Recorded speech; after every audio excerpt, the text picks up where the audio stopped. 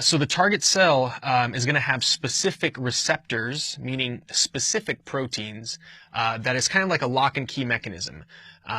So think of the key as being the specific hormone, and the lock corresponds to that hormone shape and that hormone structure. And then other cells don't have that particular lock, so that hormone's going to just drift by them and not dock on them and affect them the same way.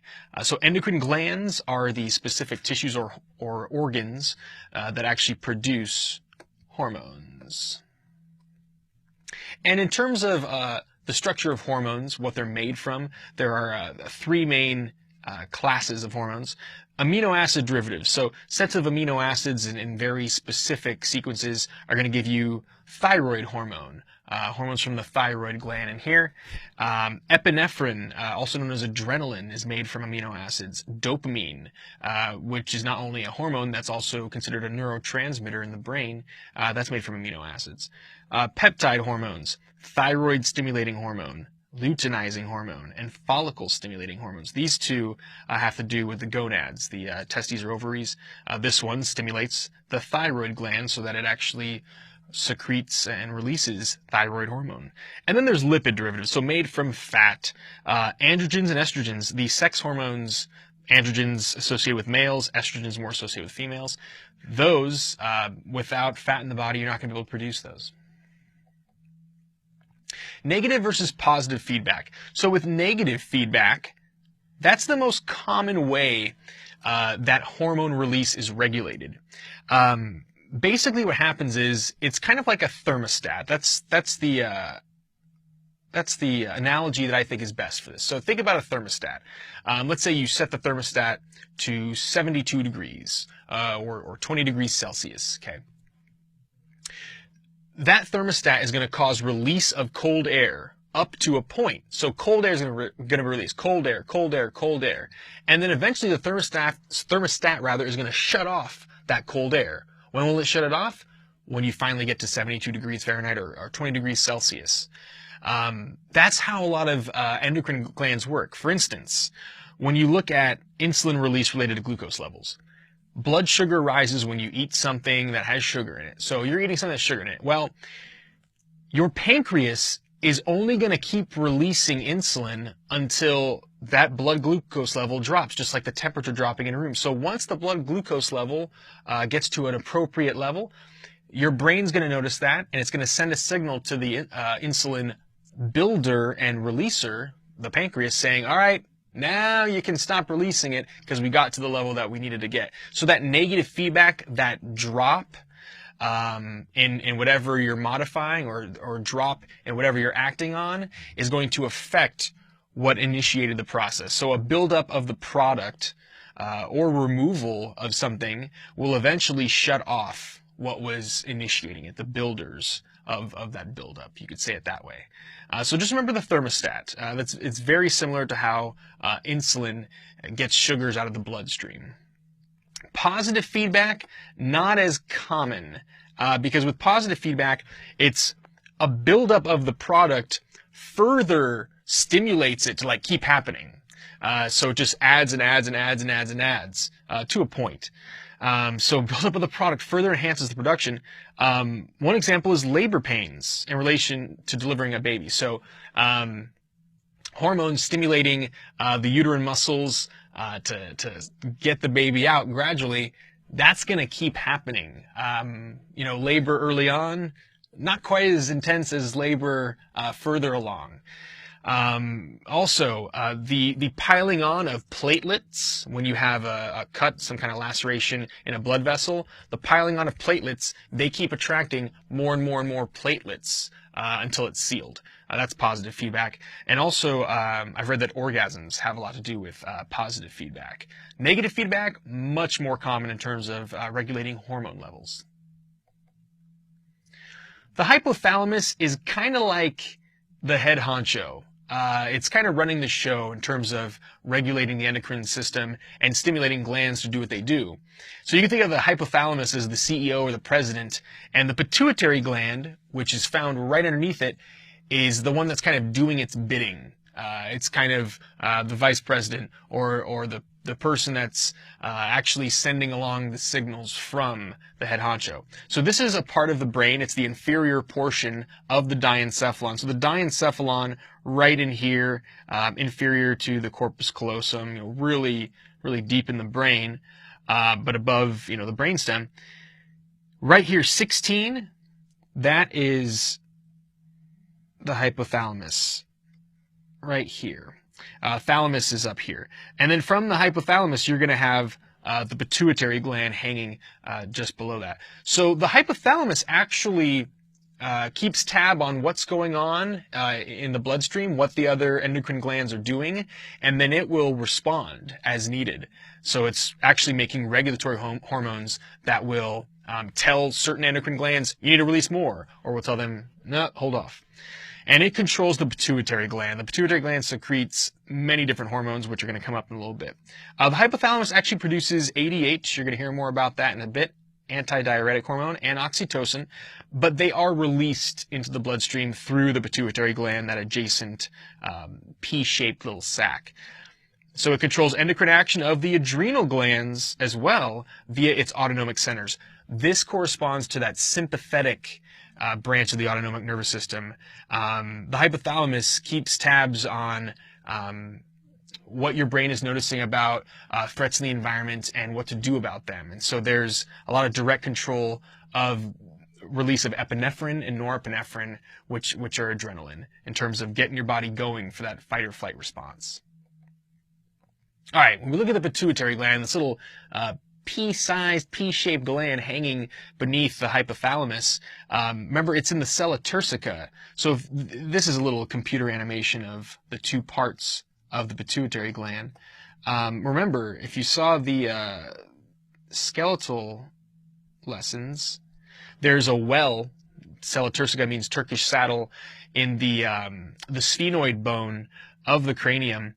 And in that little well is where the pituitary gland is kind of saddling up. So the pituitary gland has two sides, and anterior pituitary towards the front and the posterior pituitary on the back side. And these hormones, like I said before, are secreted to regulate other glands. So some examples. The anterior pituitary, this orange side of it, it's not really orange in the body, secretes prolactin. Prolactin, meaning like pro-milk. The production of milk in females when they're breastfeeding is thanks to prolactin being secreted. The function of prolactin in males, not fully understood, but it is found in the male bloodstream. Corticotropin has a lot to do with regulating adrenal glands, which release adrenaline. That comes from the anterior pituitary as well. Thyroid stimulating hormone, guess what that stimulates? The thyroid gland. And then gonadotropins. Gonadotropins actually include the two kinds of hormones that are going to impact either the ovaries or testes. So whichever pair you have, if you are male, you have testes or testicles, and females, of course, have ovaries. Follicle stimulating hormone is what makes the follicle develop. And if you're wondering what is a follicle, you'll hear more about that with the female reproductive system lessons. But it's basically the cellular parts that nourish and help the ovum, the egg, develop. And then the follicle for men is, you're not going to get sperm development properly without FSH, follicle stimulating hormone. Luteinizing hormone has a lot to do with ovulation in females. So the release of the egg at the right time to meet a sperm potentially, that's thanks to LH, or luteinizing hormone. In males, has a lot to do with proper androgen levels and maintaining male sex hormone levels where they should be. One more particular hormone from the anterior, the front side of the pituitary gland, you've got growth hormone, GH. I'll get to this picture in a sec, but growth hormone is, of course, very important for growing a human body. You're going to see it impacting skeletal bone growth significantly, especially through puberty. And eventually, when you get to be in your 20s, typically you're done growing. Females will actually be done growing usually in their late teens. But males, on average, will still grow a little bit even in the early 20s sometimes. if you get secretion of growth hormone when you shouldn't, like let's say after you've already grown to your full height, your full size in terms of height, if you get secretion of growth hormone abnormally in your adult years, it can cause something known as acromegaly. This particular gentleman, this French gentleman, Maurice Tillet, I think is his name, but he had acromegaly. It causes typically an enlargement of the jaw, the hands, and the feet to where they are abnormally large. And you could see from this image, he does have a very large mandible. So that's too much secretion of growth hormone after you've already finished growing. When we look at the posterior side of the pituitary gland, the back end, it releases two hormones. These are actually synthesized or made in the hypothalamus, but antidiuretic hormone, or ADH, decreases the amount of water lost at the kidneys. So, hey, there's a kidney. So the kidney is stimulated by ADH to hang on to water. Why? Well, let's say you haven't drank enough water throughout the day. You don't want to be urinating as much because you will dehydrate your body. So antidiuretic hormone levels have to do with the amount of plasma or the amount of fluid that's going to be noticeable in your bloodstream.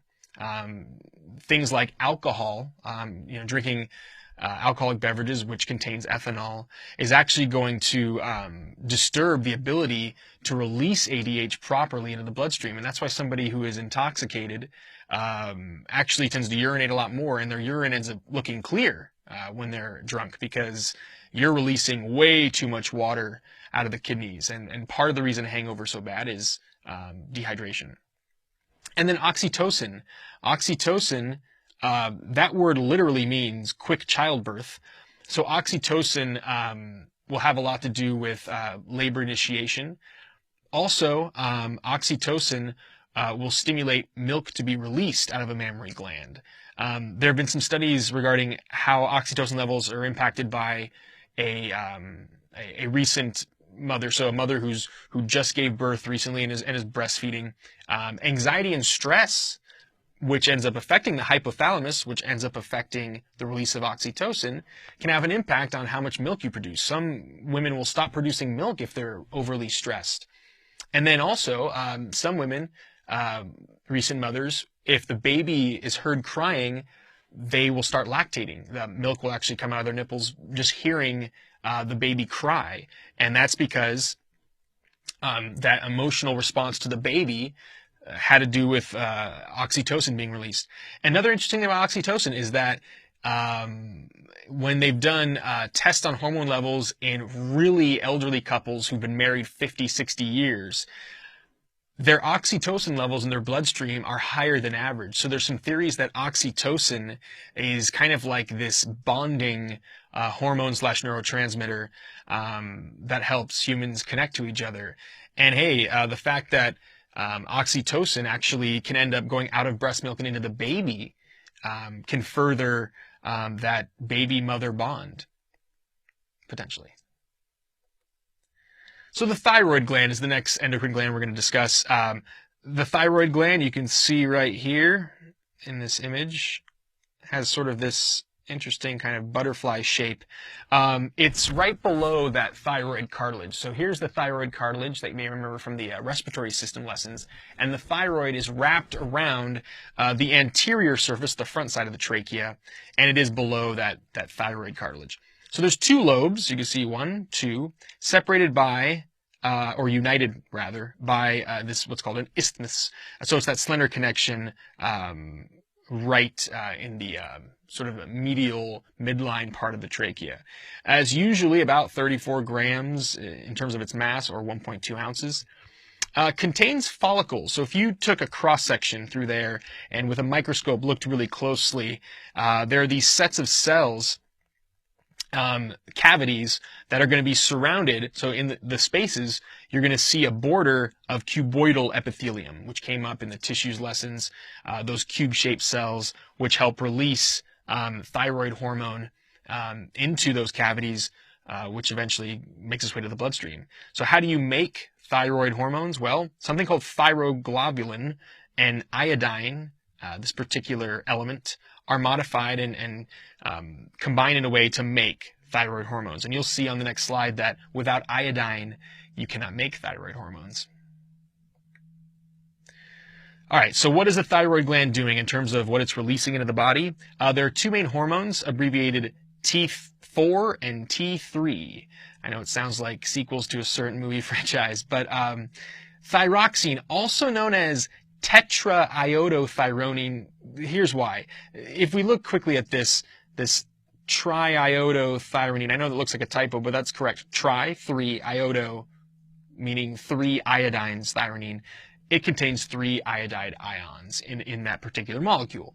Well, this is a shortened version. The other one is tetra, meaning 4, iodothyronine, and that has 4 iodide ions. So these are released, and they have a huge impact on metabolism.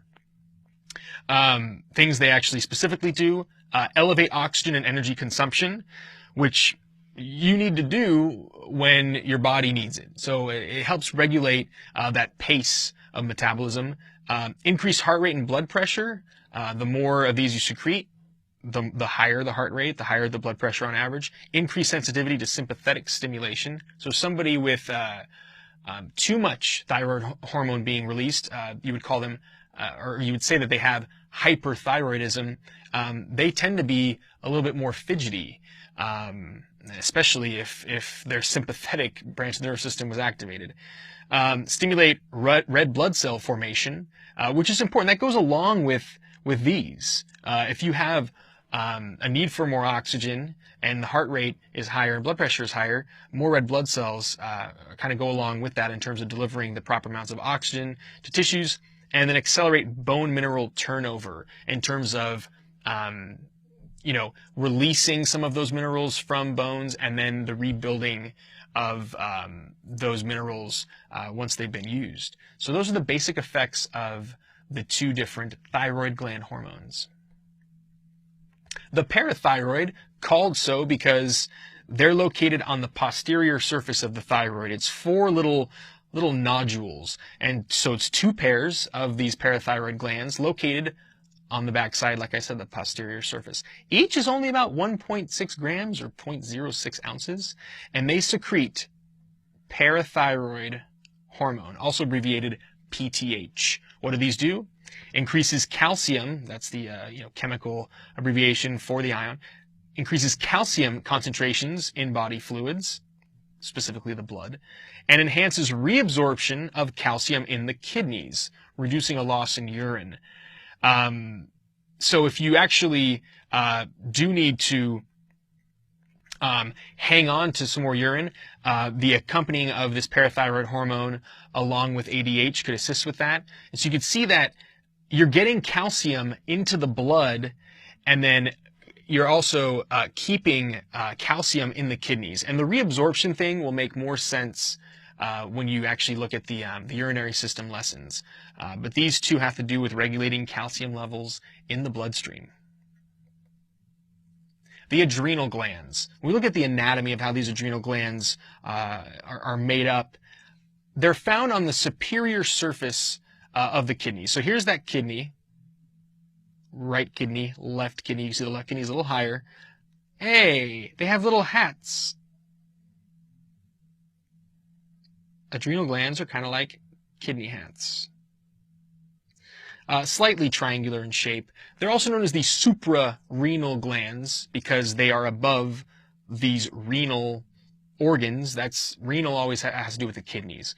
So you can call them suprarenal or adrenal glands. And guess what? They release adrenaline.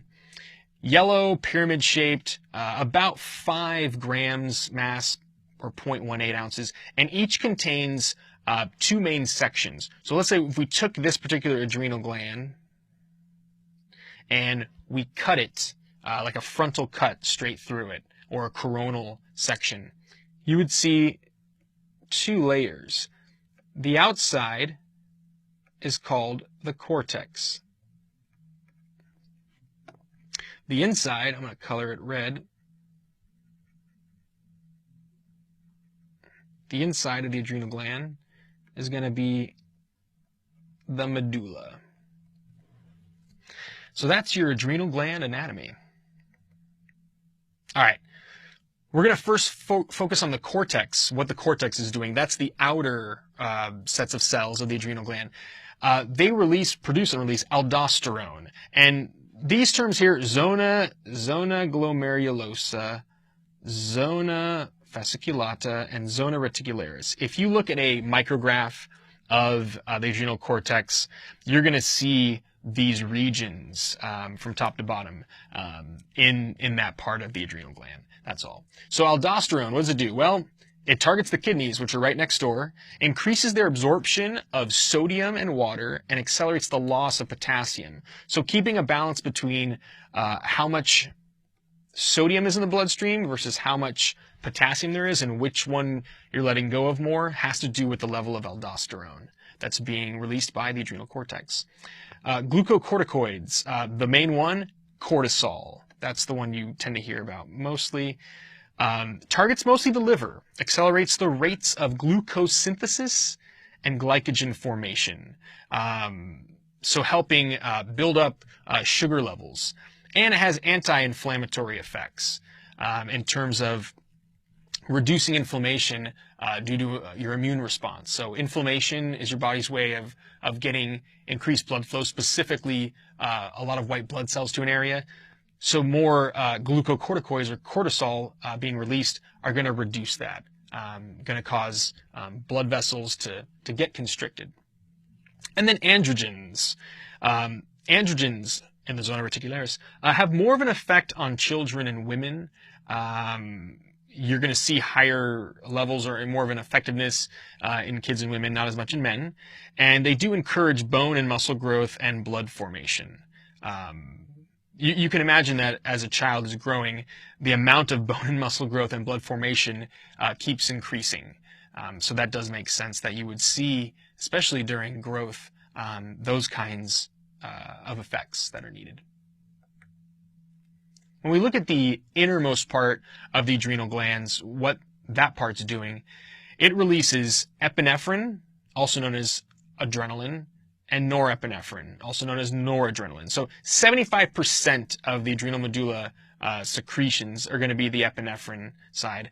Norepinephrine comes from the same precursor. I mean, the only difference is the nor prefix in the front. This has to do with the fight or flight response. In response to some kind of stressor, something that needs to be fought to maintain life or run away from it. So what needs to happen in your body physiologically due to that fight or flight response? Well, here it is. Increased cardiac activity, higher heart rate, increased blood pressure. Your blood pressure is going to go up in terms of rocketing blood throughout your body. Glycogen breakdown. If your muscles are working extra hard to help you fight or run away from something, you're going to need more glucose access. And so breaking down glycogen and getting that sugar to the muscles is going to help with that. And then increased blood sugar levels accompanied with the glycogen breakdown. And they all pertain to sympathetic activation. That is fight or flight. One other quick point about epinephrine. You may have heard of an EpiPen or epinephrine pen. Somebody who gets an allergic reaction to, let's say, a bee sting, or maybe they have a peanut allergy, their immune system will freak out and cause massive vasodilation, swelling, sometimes all over their body, and they can suffocate because of the swelling in here, and it cuts off their airway. Those people would carry around an EpiPen.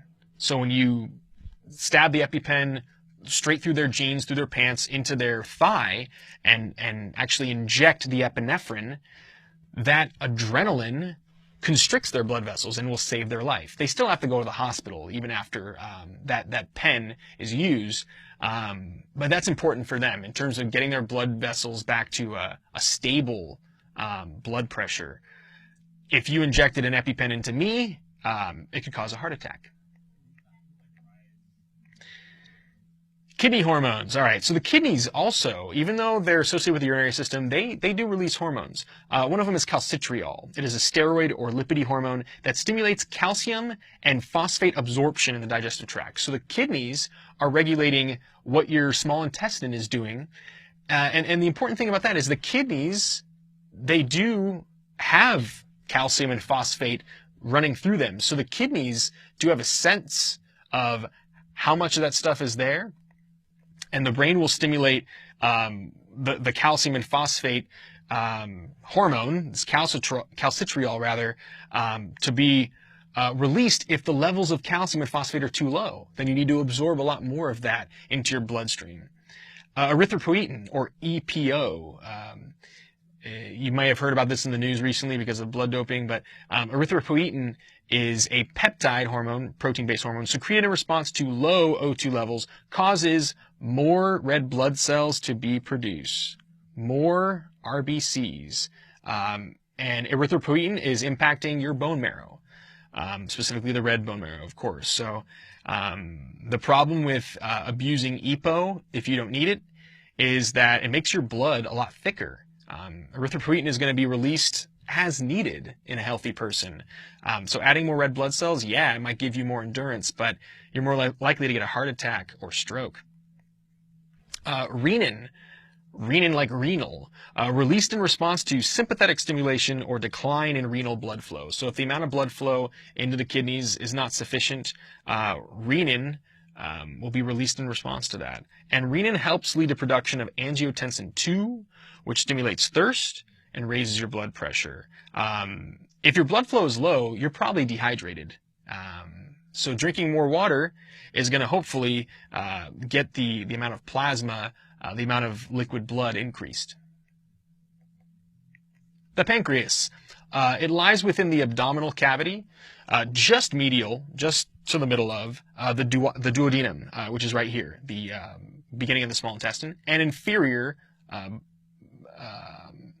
below the stomach. It's actually slightly below the stomach, but also posterior. It's kind of right behind it. Slender, pale, 20 to 25 centimeters long. That's significant. 80 grams mass, 2.8 ounces. There's actually the body and the tail of it. So they call this the body of the pancreas, and over here is the tail. In this particular lesson, we're talking more about the endocrine side of it, but the exocrine pancreas, which is most of the organ's job, deals with the digestive process, secreting digestive enzymes into the duodenum. So that's a major function of the pancreas in terms of digestion. But there's also the endocrine pancreas, sending out not like the exocrine pancreas, which is enzymes into this space here, but sending out hormones into the bloodstream. Like insulin and glucagon. And those particular hormones are made in what's called the islets of Langerhans. I love this term, named after some scientist, I'm sure, but the islets of Langerhans are collections of cells in the pancreas that produce and release hormones into the bloodstream. Okay, pancreas physiology. So what are these different pancreas hormones actually doing? Glucagon, which sounds a lot like glucose, is produced by the alpha cells of the islets of Langerhans. Glucagon stimulates the breakdown of glycogen, which is you're storing that polysaccharide in your liver and in the muscles, stimulates the breakdown of triglycerides, of fats, and stimulates production of glucose in the liver. Glucagon is typically going to be released when your blood sugar is low. Let's say it's been a while since you've eaten. You need higher blood sugar. So get it out of the glycogen into the bloodstream. Break down fats to give yourself some more building blocks to break down through aerobic respiration. And hey, get even more glucose being synthesized. So by breaking down glycogen. And glucagon does the exact opposite of insulin. So insulin, which is produced by the beta cells in the pancreas, is the opposite effects. So this is actually going to cause sugar to leave the bloodstream. It's going to make glycogen. You actually can get a buildup of triglycerides in response to insulin. And also, instead of glucose being released by the liver, you get it out of the bloodstream and into cells. So you may have heard of insulin associated with diabetes. I'm going to talk more about that at the end of the lesson. But, insulin, some people have to inject it because their body either isn't releasing enough insulin, maybe they've sort of abuse their pancreas with their sugar levels over many, many years. Having way too high of a blood glucose level over time really wears out the pancreas, and the body's ability to respond to insulin is affected. Somatostatin is actually the hormone that regulates the levels of these two. So this is produced by delta cells. I misspoke. Somatostatin regulates the release of these two. So if you need to adjust the levels relative to each other, somatostatin's the one to use. The pineal gland. So a bit about its structure and what it does. It lies in the posterior portion of the roof of the third ventricle, deep within the cerebrum. So you can see that there is a ventricle in here. It's hard to tell from this image, but I'm going to highlight it in yellow. The pineal gland is right here. And you can see that it's kind of just posterior to where the thalamus and hypothalamus is as well. And it's adjacent to the part of the corpus callosum. There's that pituitary gland, the little P-shaped gland hanging from the hypothalamus.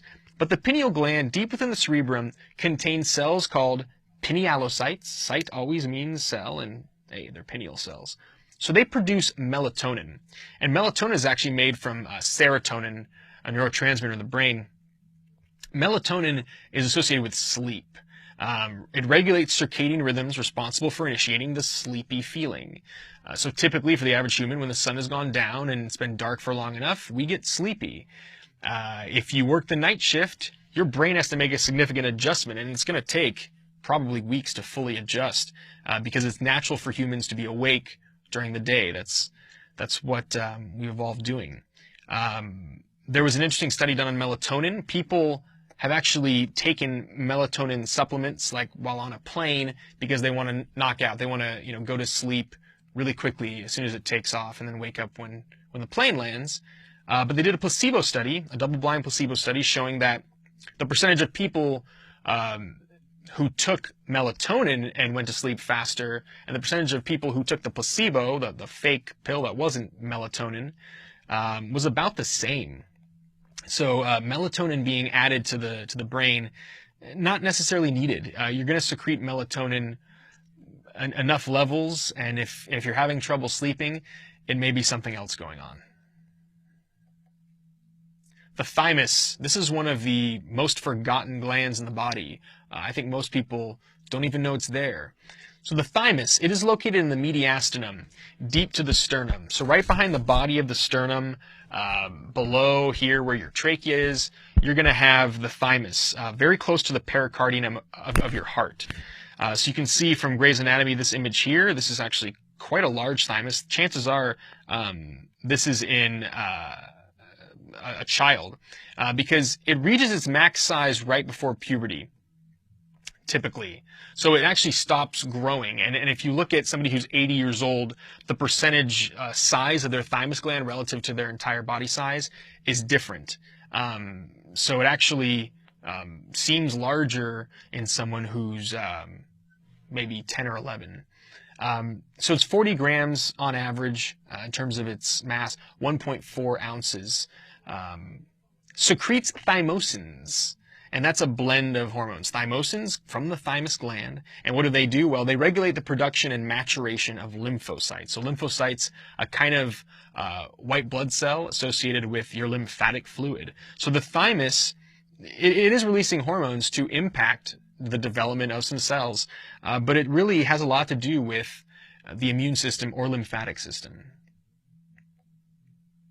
Gonad hormones. All right, so you're going to hear more about this in the reproductive lessons, but the testes in males, they're primarily producing androgens, such as testosterone. So testosterone gives those classic male characteristics: a deeper voice, larger chest and musculature on average, slight differences in hair on the body, and of course, without testosterone during puberty, you're not going to get the genitalia becoming an adult male genitalia. Ovaries in females is just the opposite side of the coin. Both sets of gonads start out the same in utero, and then because of developmental differences embryologically, you get the testes descending and becoming different. But the ovaries, of course, stay in the abdominal cavity, close to the pelvis. And what do the ovaries do? They produce estrogens, like estradiol, and produce progestins, like progesterone. These have a lot to do with the cycle in females, the menstrual cycle / ovarian cycle, and of course, making a female look different on average than a male. So just like I mentioned with those secondary sexual characteristics beside the genitalia difference, in terms of the shape of the female body, voice differences, etc. So these hormones from the gonads are going to impact the gonads and other parts of the body, of course. Remember those gonadotropin hormones like FSH and LH are going to impact these particular tissues. And finally, some endocrine conditions and disorders. Diabetes type 1 and type 2, the full name of this kind of diabetes is diabetes mellitus. And type 1, they typically call it the one that you're born with. And type 2, they call adult onset. So type 1, sometimes you'll see the term juvenile diabetes. Type 2, adult onset. Currently, type 1 diabetes does not have a cure. Type 2 can be cured. Let me explain. So diabetes type 1, there are various theories as to how this develops. There's some evidence that there could be a virus early on in life that negatively impacts the pancreas, and so the amount of insulin that you're releasing, not enough, and so you need insulin supplements your entire life. And there's still a lot of research being done into it. There may be genetic and environmental factors involved. Type 2 diabetes, they call it adult onset because generally as a child, this person does not have any problems with their insulin levels and regulating blood glucose, but abuse of their pancreas in terms of the amount of insulin that they're demanding their pancreas to release, they are eating way too much sugar throughout their life, day in, day out. There's recent studies showing that just drinking a bunch of soda every day, that's excess sugar that your body didn't need. That makes it more likely to develop type 2 diabetes. But of course, there are a lot of factors that impact it. The reason why type 2 diabetes is curable is a lot of people who have type 2 diabetes as adults tend to be overweight or obese even. And getting rid of that weight and changing your diet will oftentimes get rid of the symptoms of type 2 diabetes. So you don't even need the insulin supplements anymore. Diabetes insipidus is a bit different. This doesn't apply to insulin specifically. Diabetes insipidus has to do with ADH, antidiuretic hormone. And the symptoms of diabetes mellitus and diabetes insipidus, one commonality is urinating way too much, way too many trips to the bathroom throughout the day. So diabetes insipidus is undersecretion of ADH, because that keeps fluid in. So not producing enough ADH to impact the kidneys, you end up urinating way too much. Then you have hypoglycemia associated with diabetes. Hyperglycemic means your sugar levels in your bloodstream too high, you need some insulin. Hypoglycemia, sugar levels too low, you need to eat something. So somebody who's been taking their insulin as a diabetic but hasn't been eating, they're going to be hypoglycemic because insulin gets sugar out of the bloodstream. So hey, eat a candy bar, drink some soda. Addison disease impacts the adrenal glands primarily. John F. Kennedy actually had Addison disease.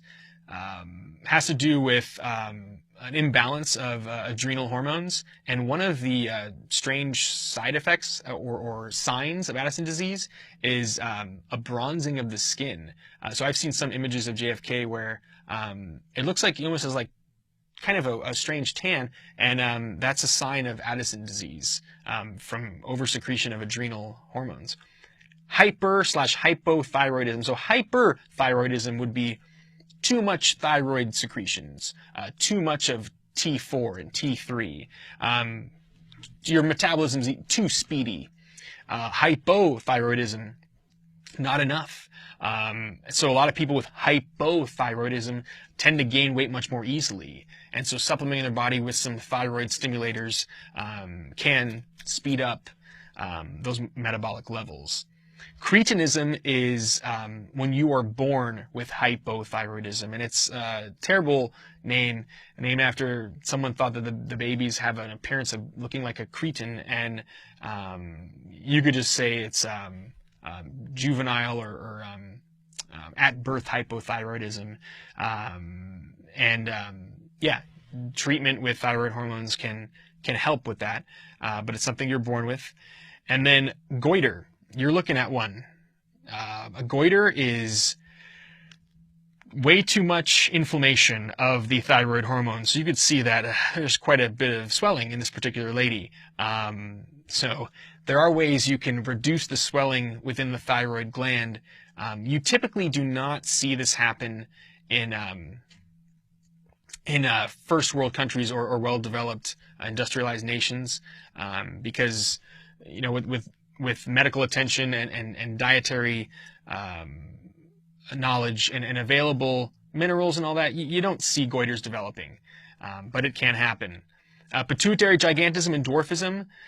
Pituitary gigantism, overactivity of the pituitary gland in terms of growth hormone, is going to make a person grow really, really tall. And they typically just keep growing unless you get surgery to fix it. And sometimes it's just a tumor inside the pituitary gland that's doing that. Robert Wadlow, the tallest person to ever live, he was very close to 9 feet tall. He had pituitary gigantism, died at age 22. Pituitary dwarfism is the opposite. Undersecretion of pituitary growth hormone can make it where you don't grow tall at all. There are other ways you can be a little person, of course. There are genetic links that can sometimes lead to it, but under secretion of growth hormone from the pituitary can cause it. One more I want to add is IDD, iodine deficiency disorder. Easy cure. Has to do with the thyroid gland, because you do need iodine for those thyroid hormones. Iodine deficiency disorder is most common in third world countries, underdeveloped nations, because iodine is not in their diet. They're not getting enough iodine. And the amazing thing is the cure is like 1 spoonful of iodine liquid will give them enough reserves of iodine to do well. So it's an easy cure. It's an easy fix. The reason why people in industrialized nations like America don't see this is because of iodized salt. So next time you're at the store, look at the majority of the salt containers that you can buy salt in. They'll say iodized salt. We actually add iodine to our table salt, and that's an easy way to get proper levels of iodine in your body, and it keeps your thyroid working really well. Thanks for watching educator.com.